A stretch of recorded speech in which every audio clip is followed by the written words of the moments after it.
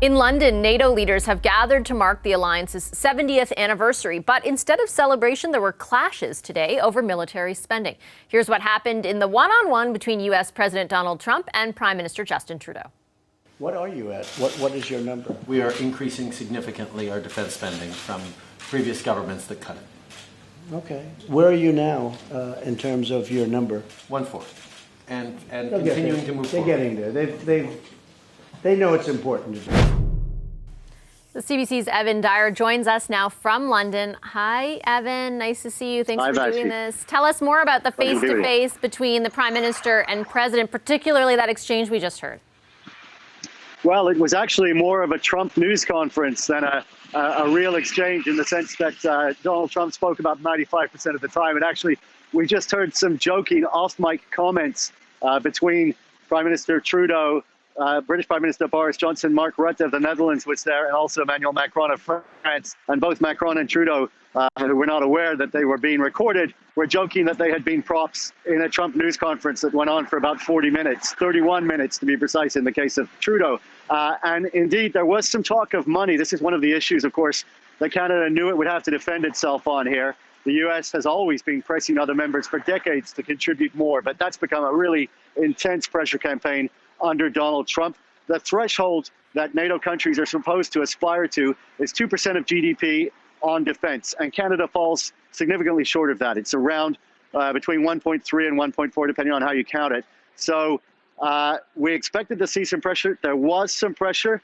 but President Trump also didn't appear to be really aware of exactly how much Canada paid, and he seemed to accept Justin Trudeau's explanations around it, that Canada may not hit the 2%, but it does a lot. It contributes troops and ships in places like Latvia, Romania, and Iraq. Other members who might nominally spend 2% don't necessarily do as much. So he did seem to accept that. And he distinguished between Canada, which he called slightly delinquent, and which he said he was confident would be okay, and other countries, particularly one he called out, Germany, which he described as delinquent, said he might even take trade measures against them to make them pay more, and even hinted again that he might not honor the treaty commitment to defend them if push came to shove.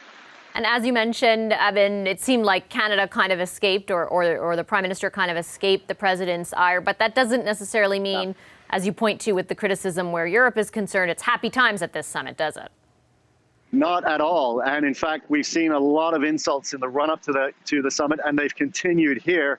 You know how, of course, a month ago, almost, President Macron referred to NATO as suffering brain death. That annoyed a lot of other leaders.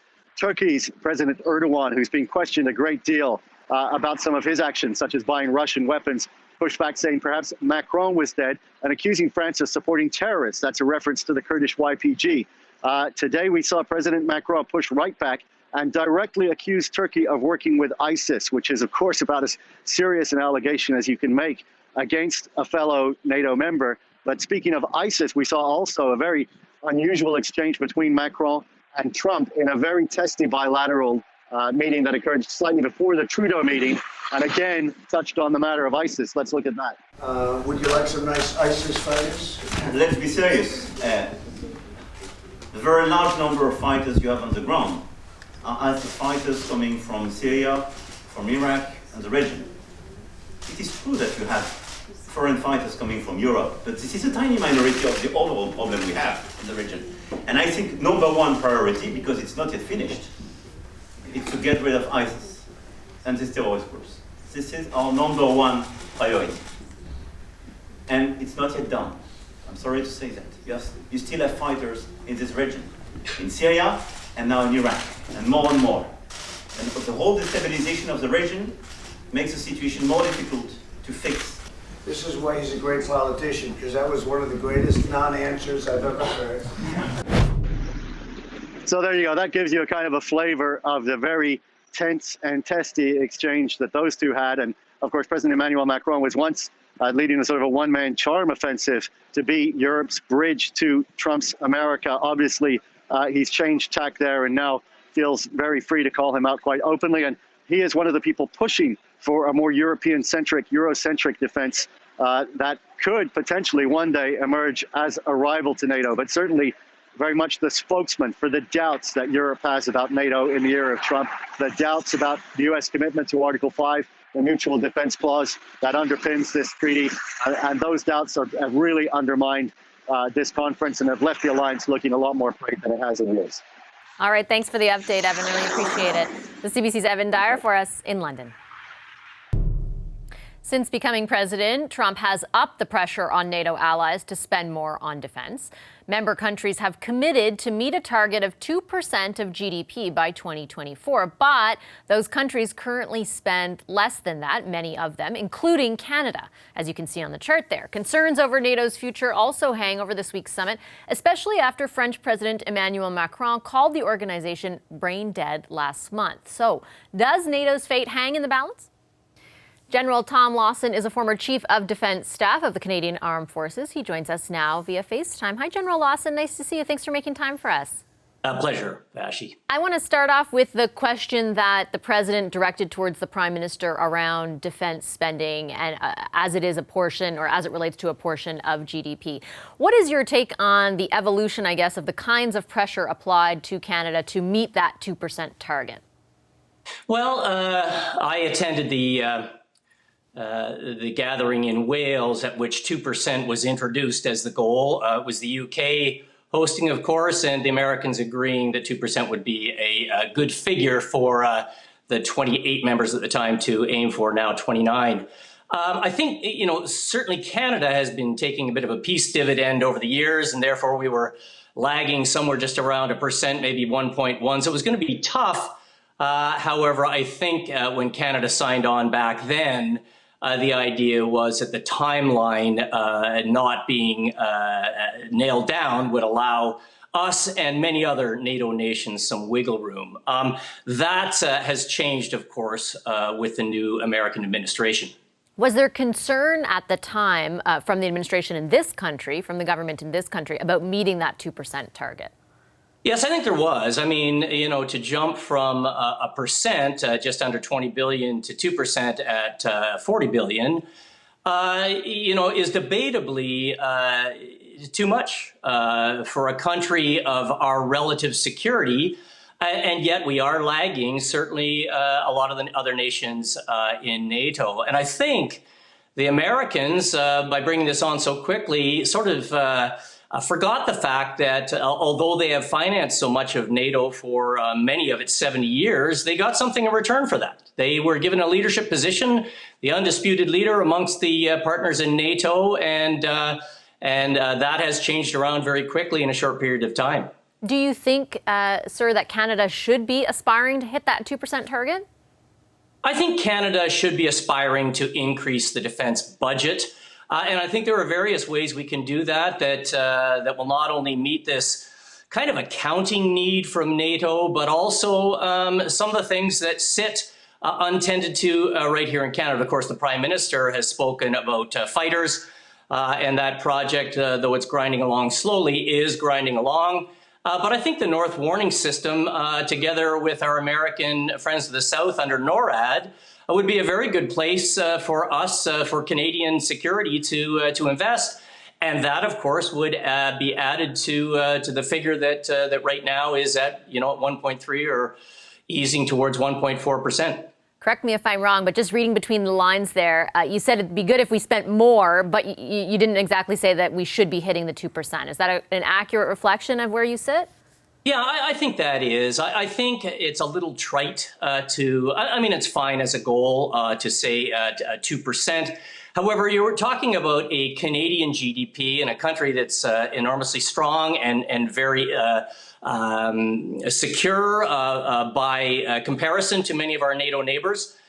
Therefore, I'm not sure, even as a recent chief of defense, I'm not sure that 40 billion in today's dollars or more is exactly the figure we need to carry out all of the responsibilities associated with defending Canada. However, I do think some significant figure more than we're at right now is a very responsible way of approaching. What do you think of the American argument put forth, not just to be fair by President Trump, but by President Obama before him, that essentially other countries aren't pulling their weight and they can't continue to expect the United States to jump to their defense if they're not willing to put in more? That's essentially the argument that they've put forth. I think it has some validity. I think to press people on a proportion of their GDP is a valid thing. But I think, and this has often been the Canadian argument, you also have to look at how loyal a partner each of these NATO nations has been in then changing that defense investment into defense involvement. And Canadians and the Canadian Armed Forces have always been there. I can't think of a mission in recent decades in which Canada was not a full and largely contributing member. Let me just back off. Not largely contributing, but a contributing member of very high quality forces. What's your take on the effectiveness of NATO as a military alliance right now at this juncture? I'm asking because we've heard, for example, French President Emmanuel Macron criticize it recently and particularly focus in on the U.S.'s role and how that's changed under President Trump. Do you think that NATO is as effective as it could be? No, but it's what we've got. It's 29 nations, all of whom I think we can say we would like to align ourselves with. Some of the leading economies in the world and certainly democracies, almost all of them democracies that are highly respected around the world. So this is the group that's brought us to the year we're in now. And I think we better be very, very careful to make sure we maintain the solidarity while at the same time respecting outside thought, like President Macron's when he or Mr. Macron's when he says we've got to do some really good thinking about the future of NATO, and especially so when the Americans are so clearly, at least this administration, perhaps changing their tune as to how much they would support it, and in the deepest cases, whether they would be there at all. What do you think the greatest threat to the solidarity in NATO is right now? Well, I think that it's difficult to very quickly find an undisputed leader of the 29 nations. Now, maybe we never really needed one, but that's what we got used to. For nearly all of the 70 years, the Americans have provided a good portion of the funding, and the Americans have had a very good say in which way we were going, and they were listened to. When they want to give up, when they want to cede that ground by leveling out investment, it's very difficult then to find who can be rallied around. And this is what you see the struggle is right now. Who is the leader of NATO? Do we need a single leader? And if we don't have a driving figure, one driving figure, how can we have kind of a grouping Security Council, to use UN terms, that provides us a good way ahead. With 29 nations sitting around the table, that's a very, very difficult thing to do if you don't have an undisputed leader. Yeah, I was going to ask, how necessary do you think having a leader is? Well, I think that's to be found out. I'm not sure. It's what we've had. The Americans have been our undisputed leader even around the military committee meetings that I was in. Usually it was the chairman of Joint Chiefs who was our lead speaker. And it was a very comfortable fit. It was someone who was watching from outside the European theater and who would speak with great confidence and great sources of intelligence. So I think that's an open question, the one you've just asked. And I think the way ahead is to determine how do we more easily share that burden of leadership across some of the leading NATO nations. Okay, I'll leave it there. Thanks so much for your insights and your time this evening, General Lawson. Really appreciate it. Pleasure, Bashi. General Tom Lawson, former Chief of Defense Staff. Despite pressure from U.S. President Trump, Canada does still have 5 years technically to reach its NATO spending target. But does this government intend to do that? David Perry is Vice President, Senior Analyst, and a Fellow with the Canadian Global Affairs Institute. He's currently attending the NATO Engages event. He joins us from London now. Hi, Dave. Nice to see you. Good to talk to you. Thanks for staying up so late for us. I wanted to start off on this idea of unity. We heard the Secretary General of NATO underscore the importance of remaining unified earlier today, and that was followed by all these sort of apparent clashes between various leaders. What's going on? Well, I think in one sense he has a problem with some of the presidents, Trump, Macron, and Erdogan. The issues that the French and the Turks are pointing out are definitely kind of distracting from what a lot of the other allies think is the real key issue in regards to how the alliance can deter Russia. And certainly the clips you were playing there gave certainly a flavor of some of the wider conversations that are happening right now, and kind of a split in the alliance between those that are more southern-facing, that are facing both the migration and a terrorist problem coming out of North Africa and the Middle East, and having that come home to their own home soils, as has been the case in France. And for people that have had that more immediate experience, they're more fixated on the problems in Syria and the Middle East and North Africa than they are in some of the other issues that the other allies to the east or to the north are facing with regards to the Russians. And that's a really kind of clear dividing line within the alliance. Do the clashes between the leaders have a potential effect or an immediate effect on the effectiveness of NATO right now, do you think? Well, it certainly, I think at the political level, it does make it more difficult to get progress on any of the issues when you've got sort of divided camps that don't think that one of the other sets of those big strategic issues as is important. So, certainly if you're in Eastern Europe, you don't think, and you're facing the Russia right across your own border, and I think it would be difficult to devote resources or attention and want to have the alliance for a large redevoting its attention to dealing with some of these terrorist issues that aren't really material to them in any kind of direct sense. So this is a bit of a divisive issue, and I think it's one that is going to ultimately limit the ability for the alliance to focus on what I think as a Canadian is the bigger focus, and that's the deterrence of Russia. And that has historically been the focus of NATO. Does the divisiveness, I guess, impact the future direction that the alliance takes, do you think? Or is it still very much squarely focused on deterring Russia? I think it depends on which allies you talk to, Right. and because that is the case, and given the nature of the alliance, ultimately means that some of the focus that could otherwise, and was historically more clearly concentrated in that one single direction, does get somewhat distracted, and therefore it does, to a degree, limit the effectiveness. Let me switch gears and ask you about the particulars where Canada is concerned. We saw that exchange, and we've played it throughout the show, between U.S. President Trump and Prime Minister Trudeau, in which the president kind of puts the Prime Minister on the spot and says, well, how much are you spending? What's your number? And eventually we arrive at the conclusion, I think, that the Prime Minister says 1.4. The government is saying somewhere around 1.3. How big is the spend? I mean, I feel like every time the leaders meet, we talk about the spending issue. How big of a deal is it right now? I think it is a big deal right now. I was struck by two things. One, that you kind of got a much more conciliatory Trump. I think if you were to ask any senior Canadian official heading into this meeting whether or not you could have come out with a win and being only called slightly delinquent, I think that would have taken people by surprise. So we were out of the full delinquent category, which is interesting because I don't know that the math really supports that. And then the other thing that I was kind of surprised by, particularly because, as you say, this comes up every single time. And it's been well reported that the Americans have been putting additional pressure outside of these formal NATO engagements on Canada directly on the spending, that the Prime Minister had a bit of a hard time actually landing on what our actual number is. That number was just refreshed and published by NATO this week. It's 1.31. And where is that? Where does that stack historically? And the Prime Minister also referenced an increase in spending of 70%. He didn't specify exactly. He said it's coming. It's before. My understanding is that's over the next 10 years, or initially when the defense plan was announced, it would be over a decade. That's right. So as far as I can understand, what has been put forward for Canadian defense spending, the 70% increase figure is. That's if Strong, Secure, Engaged is implemented to the letter as it was written in the summer of 2017, there would be a 70% increase in nominal, so not adjusted at all for inflation, dollars between the year prior to the publication of Strong, Secure, Engaged in 2024-25.